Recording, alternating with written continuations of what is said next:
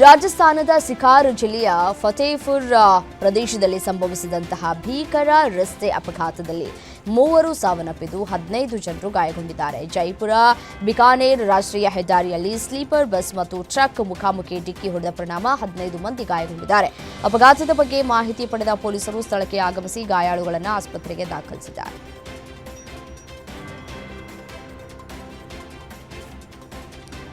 ಭಾರತದಲ್ಲಿ ಮೆಗಾ ಹೂಡಿಕೆಗಾಗಿ ಮೈಕ್ರೋಸಾಫ್ಟ್ ಮುಂದಾಗಿದೆ. ಎಐ ಫಸ್ಟ್ ಫ್ಯೂಚರ್ಗಾಗಿ 1.5 ಲಕ್ಷ ಕೋಟಿ ರೂಪಾಯಿ ಹೂಡಿಕೆ ಮಾಡುವುದಾಗಿ ತಿಳಿಸಿದೆ. ಮೈಕ್ರೋಸಾಫ್ಟ್ ಸಿಇಒ ಸತ್ಯ ನಾದೆಲ್ಲಾ ಅವರು ಸಂಜೆ ಪ್ರಧಾನಿ ನರೇಂದ್ರ ಮೋದಿ ಅವರನ್ನು ಭೇಟಿ ಮಾಡಿದ್ರು. ಭಾರತದಲ್ಲಿ ಕೃತಕ ಬುದ್ಧಿಮತ್ತೆ ಸಾಮರ್ಥ್ಯಗಳನ್ನು ಅಭಿವೃದ್ಧಿಪಡಿಸುವ ಉದ್ದೇಶದಿಂದ 17.5 ಬಿಲಿಯನ್ ಅಮೆರಿಕನ್ ಡಾಲರ್ಗಳಿಗೂ ಹೆಚ್ಚು ಹೂಡಿಕೆಗೆ ಮುಂದಾಗಿದ್ದಾರೆ. ಸಾಫ್ಟ್ವೇರ್ ದೈತ್ಯ ಮೈಕ್ರೋಸಾಫ್ಟ್ನ ಏಷ್ಯಾದ ಅತಿದೊಡ್ಡ ಹೂಡಿಕೆ ಇದಾಗಲಿದೆ.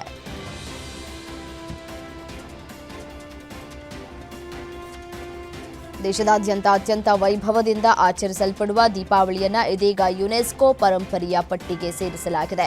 ನವದೆಹಲಿಯ ಕೆಂಪುಕೋಟೆಯಲ್ಲಿ ನಡೀತಾ ಇರುವ ಯುನೆಸ್ಕೋದ ಅಮೂರ್ತ ಸಾಂಸ್ಕೃತಿಕ ಪರಂಪರೆಯ ಸಂರಕ್ಷಣೆಗಾಗಿ ನಡೀತಾ ಇರುವಂತಹ ಅಂತರ ಸರ್ಕಾರಿ ಸಮಿತಿಯ 20ನೇ ಅಧಿವೇಶನದಲ್ಲಿ ಈ ಒಂದು ಘೋಷಣೆಯನ್ನು ಮಾಡಲಾಗಿದೆ.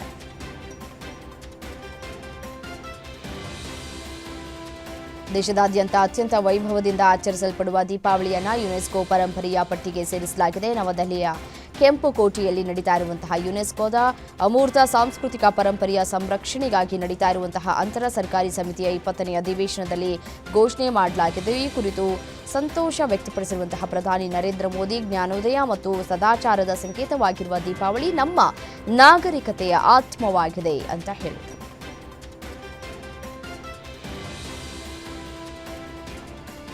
ಪ್ರಧಾನಿ ನರೇಂದ್ರ ಮೋದಿ ಅವರಿಗೆ ಇಂದು ಇಸ್ರೇಲ್ ಪ್ರಧಾನಿ ಬೆಂಜಮಿನ್ ನೆತನ್ಯಾಹು ದೂರವಾಣಿ ಕರೆ ಮಾಡಿದ್ದಾರೆ.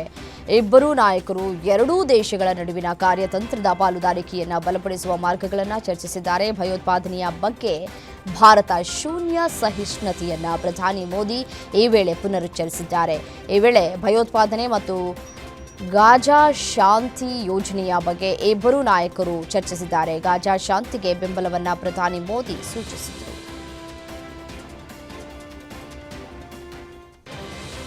ಭದ್ರತೆಯನ್ನು ಖಚಿತಪಡಿಸಿಕೊಂಡರೆ ಉಕ್ರೇನ್ನಲ್ಲಿ ಹೊಸ ಚುನಾವಣೆಗಳನ್ನು ನಡೆಸುವುದಕ್ಕೆ ಸಿದ್ಧ ಅಂತ ಅಧ್ಯಕ್ಷ ವ್ಲಾಡಿಮಿರ್ ಝೆಲೆನ್ಸ್ಕಿ ಘೋಷಣೆ ಮಾಡಿದ್ದಾರೆ. ರಷ್ಯಾದೊಂದಿಗೆ ಸುಮಾರು 4 ವರ್ಷಗಳ ಯುದ್ಧವನ್ನು ಕೊನೆಗೊಳಿಸುವ ಕುರಿತು ಪರಿಷ್ಕೃತ ಪ್ರಸ್ತಾವನೆಗಳನ್ನು 1 ದಿನದ ಒಳಗೆ ವಾಷಿಂಗ್ಟನ್ಗೆ ಕಳುಹಿಸುವ ಸಾಧ್ಯತೆಗಳಿವೆ.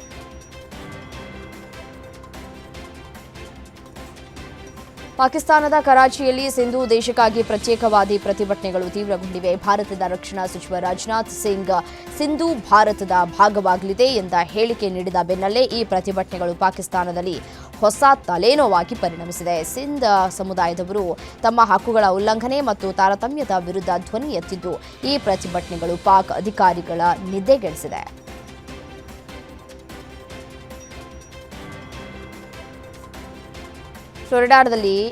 ಫ್ಲೋರಿಡಾದಲ್ಲಿ ವಿಮಾನ ಅಪಘಾತ ಸಂಭವಿಸಿದ್ದು ಹೆದ್ದಾರಿಯಲ್ಲಿ ಚಲಿಸ್ತಾ ಇದ್ದಂತಹ ಕಾರಿನ ಮೇಲೆ ಇಳಿದಿದೆ. ಜನನಿಬಿಡ ಹೆದ್ದಾರಿಯಲ್ಲಿ ಸಣ್ಣ ವಿಮಾನವೊಂದು ಅಪಘಾತಕ್ಕೀಡಾಗಿದ್ದು ಸ್ವಲ್ಪ ಸಮಯದವರೆಗೆ ಸಂಚಾರ ದಟ್ಟಣೆ ಉಂಟಾಯಿತು. ಇಬ್ಬರು ಯುವಕರನ್ನ ಹೊತ್ತೊಯ್ತಾ ಇದ್ದಂತಹ ಸಿಂಗಲ್ ಎಂಜಿನ್ ಬೀಚ್ ಕ್ರಾಫ್ಟ್ 55 ವಿಮಾನವು ಎಂಜಿನ್ನಲ್ಲಿ ತೊಂದರೆ ಉಂಟಾಗಿತ್ತು. ವಿಮಾನವು ನೇರವಾಗಿ ಟ್ರಾಫಿಕ್ನಲ್ಲಿ ಸಿಲುಕಿಕೊಂಡಿದ್ದಂತಹ ಟೊಯೋಟಾ ಕ್ಯಾಮ್ರಿಯಾ ಮೇಲೆ ಅಪ್ಪಳಿಸಿದ್ದು ಯಾವುದೇ ಸಾವು ನೋವು ಸಂಭವಿಸಿಲ್ಲ.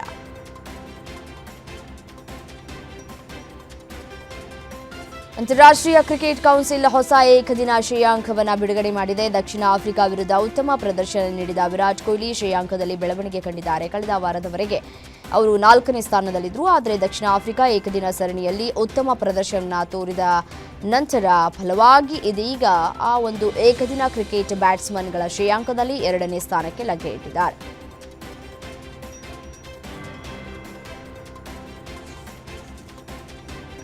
ಕರ್ನಾಟಕ ರಾಜ್ಯ ಕ್ರಿಕೆಟ್ ಅಸೋಸಿಯೇಷನ್ಗೆ ನಡೆದಿದ್ದಂತಹ ಚುನಾವಣೆಯನ್ನ ಗೆಲುವು ಸಾಧಿಸಿ ಅಧ್ಯಕ್ಷ ಸ್ಥಾನ ಅಲಂಕರಿಸಿರುವ ವೆಂಕಟೇಶ್ ಪ್ರಸಾದ್ ಅವರು ಬುಧವಾರ ಬೆಳಗಾವಿಯಲ್ಲಿ ಮುಖ್ಯಮಂತ್ರಿ ಸಿದ್ದರಾಮಯ್ಯ ಹಾಗೂ ಉಪಮುಖ್ಯಮಂತ್ರಿ ಡಿಕೆ ಶಿವಕುಮಾರ್ ಅವರನ್ನ ಭೇಟಿ ಮಾಡಿದರು.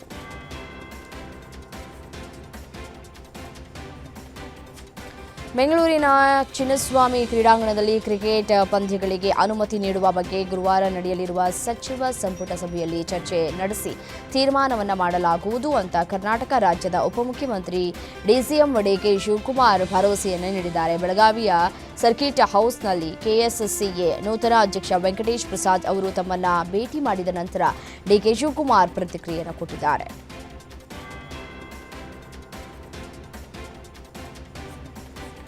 ಸಲ್ಮಾನ್ ಖಾನ್ ಬಾಲಿವುಡ್ನ ಬಹುದೊಡ್ಡ ಸ್ಟಾರ್ ನಟ. ಸಲ್ಮಾನ್ ಖಾನ್ ಇದೀಗ ಭಾರೀ ದೊಡ್ಡ ಹೂಡಿಕೆಯೊಂದನ್ನು ದಕ್ಷಿಣ ಭಾರತದಲ್ಲಿ ಮಾಡೋದಕ್ಕೆ ಮುಂದಾಗಿದ್ದಾರೆ.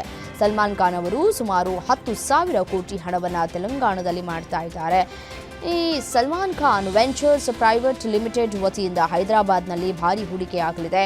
ಟೌನ್ಶಿಪ್ ನಿರ್ಮಾಣಕ್ಕೆ ಸಲ್ಮಾನ್ ಖಾನ್ ಮುಂದಾಗಿದ್ದಾರೆ.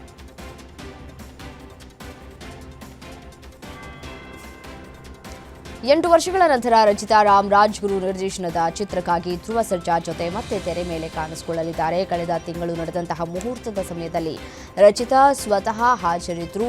ಕ್ರಿಮಿನಲ್ ಅಂತ ಹೇಳಿ ಹೆಸರಿಸಲಾದಂತಹ ಈ ಚಿತ್ರವನ್ನು ಗೋಲ್ಡ್ ಮೈನ್ಸ್ ಟೆಲಿಫಿಲ್ಮ್ಸ್ನ ಮನೀಶ್ ಶಾ ನಿರ್ಮಿಸಿದ್ದಾರೆ. ಇದೀಗ ದಕ್ಷಿಣ ಭಾರತದ ಖ್ಯಾತ ನಟಿ ಐಶ್ವರ್ಯ ರಾಜೇಶ್ ಚಿತ್ರದ ತಾರಾಗಣಕ್ಕೆ ಸೇರಿದ್ದಾರೆ.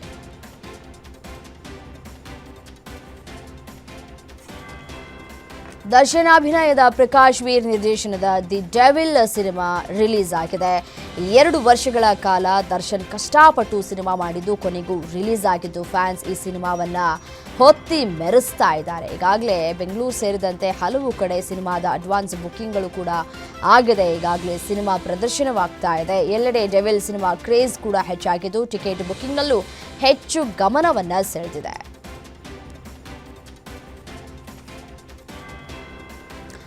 ನಟ ದರ್ಶನ್ ಅಭಿನಯದ ದಿ ಡೆವಿಲ್ ಸಿನಿಮಾ ಅದ್ಧೂರಿಯಾಗಿ ಬಿಡುಗಡೆಯಾಗಿದೆ. ಬಿಡುಗಡೆಗೂ ಮುನ್ನವೇ ಈ ಸಿನಿಮಾ ಸಾಕಷ್ಟು ಸೌಂಡ್ ಮಾಡಿತ್ತು. ಆದರೆ ಈ ಸಂದರ್ಭದಲ್ಲಿ ದರ್ಶನ್ ಅವರು ಜೈಲಿನಲ್ಲಿ ಇದ್ದಾರೆ. ಅವರಿಲ್ಲ ಅನ್ನುವಂತಹ ಕೊರಗೊಂದು ಬಿಟ್ಟರೆ ಮಿಕ್ಕಿದೆಲ್ಲವೂ ಕೂಡ ಸೂಪರ್ ಅಂತ ಹೇಳಲಾಗ್ತಾ ಇದೆ. ತಮ್ಮ ಸೆಲ್ನಲ್ಲಿ ಟಿವಿ ಬೇಕು ಅಂತ ಹೇಳಿ ಮನವಿ ಕೂಡ ಮಾಡಿಕೊಂಡಿದ್ರು. ಅದಕ್ಕೆ ಕೋರ್ಟ್ ಕೂಡ ಅನುಮತಿಯನ್ನು ಕೊಟ್ಟಿತ್ತು. ದಿ ಡೆವಿಲ್ ಸಿನಿಮಾ ಬಿಡುಗಡೆಯಾಗೋದಕ್ಕೂ 1 ದಿನ ಮುನ್ನವೇ ನಟ ದರ್ಶನ್ ಸೆಲ್ನಲ್ಲಿ ಟಿವಿಯನ್ನು ಅಳವಡಿಸಲಾಗಿದೆ. ಸೊ ಹಾಗಾಗಿ ಸಿನಿಮಾ ಹೇಗೆ ಪ್ರದರ್ಶನವಾಗ್ತಾ ಇದೆ ಅನ್ನೋದನ್ನ ಅವರು ಅಲ್ಲಿಂದಲೇ ಕಣ್ತುಂಬಿಕೊಳ್ಳಲಿದ್ದಾರೆ.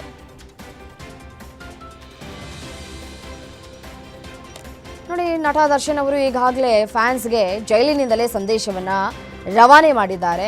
ತನ್ನ ಪತ್ನಿ ವಿಜಯಲಕ್ಷ್ಮಿ ಅವರ ಜೊತೆ ಈ ವಿಚಾರಕ್ಕೆ ಸಂಬಂಧಪಟ್ಟಂತೆ ವಿಜಯಲಕ್ಷ್ಮಿ ಅವರು ಕೂಡ ಸಪೋರ್ಟಿವ್ ಆಗಿ ನಿಂತಿದ್ದಾರೆ. ಹೀಗಾಗಿ ಫಸ್ಟ್ ಡೇ ಫಸ್ಟ್ ಶೋನಲ್ಲಿ ವಿಜಯಲಕ್ಷ್ಮಿ ಅವರು ಸಿನಿಮಾವನ್ನು ನೋಡ್ತಾ ಇದ್ದಾರೆ. ನಟ ರಿಷಬ್ ಶೆಟ್ಟಿ ಕೂಡ ಡೆವಿಲ್ ಸಿನಿಮಾಗೆ ವಿಶ್ ಮಾಡಿ ಬೆಂಬಲವನ್ನು ವ್ಯಕ್ತಪಡಿಸಿದ್ದಾರೆ.